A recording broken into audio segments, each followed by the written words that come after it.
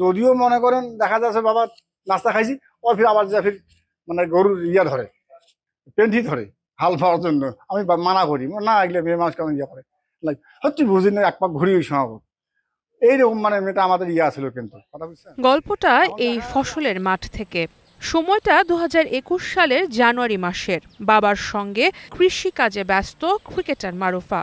এই শিরোনামে দেশের সংবাদ মাধ্যমগুলোতে গল্প উঠে আসে মারুফা আক্তারের।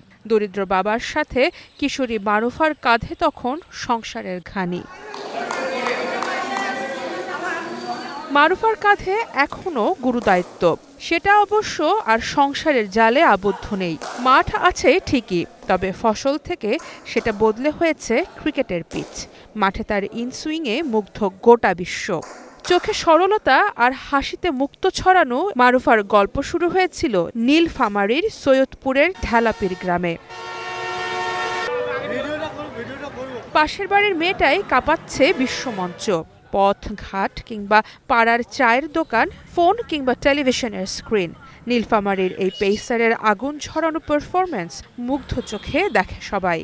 আমরা নীলফামারীবাসী তার কাছে অবশ্যই খুব ভালো খেলা প্রত্যাশা করি এবং আমরা চাই সে সামনের দিকে আরো ভালো করুক। এখন আমাদের সকলেরই দোয়া থাকবে যে মারুফা যাতে আমাদের নীলফামারীর গর্ব হয় এবং আমাদের নীলফামারীর নাম উজ্জ্বল করে, আমরা সেটাই আশা করব এবং সেই দোয়াটা থাকবে। আমরা খুব আনন্দিত, নীলফামারীর মেয়ে, ওনাকে নিয়ে আমরা গর্ব করি, আমরা গর্বিত।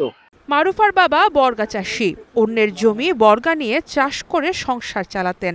মা গৃহিণী। ৫ সদস্যের পরিবারে ক্রিকেট ব্যাট, বল, গ্লাভস কিছুই সহজে জোটেনি মারুফার।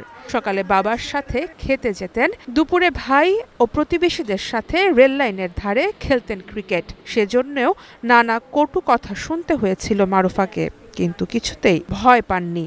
ছোটবেলা থেকেই আমরা যখন নিজেরা খেলতাম, আমরা দুই ভাই খেলতাম ক্রিকেট, তখন আমাদের সাথে ও ছোটবেলা থেকেই খেলতো এবং আমি ছোটবেলা থেকেই দেখছি যে তার খেলার প্রতি অনেক আগ্রহ আছে। ছোটবেলা যখন প্রথমে ব্যাট বল এগুলা কেনার লাগতো, আমি আমার কাছে যে প্রাইভেট পড়াইতাম যে টাকা ছিল, আমি সেগুলো দিয়েই তার ব্যাট বল, সেগুলো কিন্তু অনেক এক্সপেন্সিভ ছিল, যেগুলো আমরা টেপেন সেগুলো হইতো, কিন্তু ওগুলো অনেক এক্সপেন্সিভ, তার কারণে অনেক কষ্ট করে সেগুলো ম্যানেজ করা লাগছে। এভাবেই তাকে আর কি আমি কিনে দিয়েছিলাম আর কি। ছোটবেলা থেকে সে মানে আমাদের সাথে মানে ক্রিকেট খেলতো, মানে যতটুকু আমরা বড় ভাই হিসেবে যতটুকু সাপোর্ট দেওয়া দরকার আমরা কিন্তু ততটুকু সাপোর্ট দিয়েছি।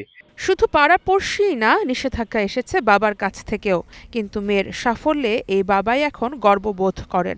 সবাই যে তাকে মারুফার বাবা হিসেবে চেনেন।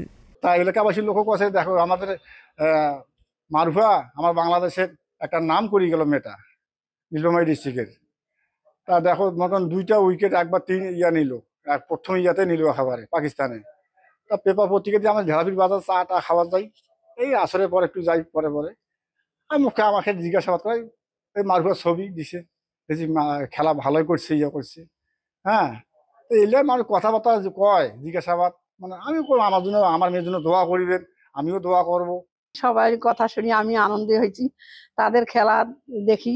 আগে তো খেলা বুঝতাম না, এখন খেলা দেখলে আমার মনটা তাকে শান্তি হয়, খুব ভালো লাগে। পাড়া প্রতিবেশীরা তো এখন বলে যে বাপ এই কৃষকের মেয়ে এত উপরে গেল, এইরকম বলে। এখন সবাই খেলে আফসোস করেছে, এও করেছে, কাছে বাপ ভালো পথে গেল, এইটা মেয়ে আমি জানি না, এরকম বলে। আমার মেয়েকে গালাগালি করতাম, আমার মেয়ে কয়েছে তুমি আমাকে গালি যাও না, আমি একদিন ক্রিকেটার হয়ে দেখে ছাড়ি দেবো। মারুফাই এখন দেখাচ্ছে নতুন দিনের দিশা।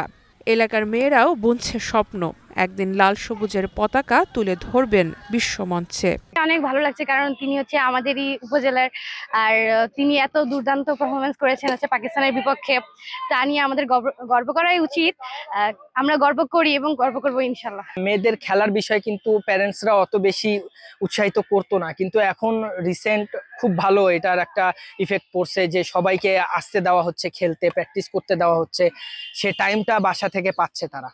উত্তরের শেষের দিকের জেলা নীলফামারী এখন পরিচিত মারুফার পরিচয়ে, জানিয়ে গর্বিত নীলফামারীবাসী। ফসলের মাঠ থেকে ক্রিকেটের মাঠ, এই পথটা সহজ ছিল না মারুফার। প্রতিটা বল, প্রতিটা স্পেলে যে সংগ্রাম করেছেন সেটারই প্রতিফলন দেখা যাচ্ছে বিশ্বকাপের মতো মঞ্চে মারুফার প্রতিটা বলে। সারা মাহবুব, স্টার নিউজ।